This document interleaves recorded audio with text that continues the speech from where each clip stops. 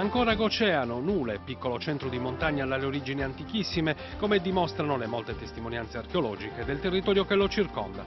Nel paese sorgono diverse chiese, come quella di Santa Maria, con il suo vecchio e particolarissimo campanile.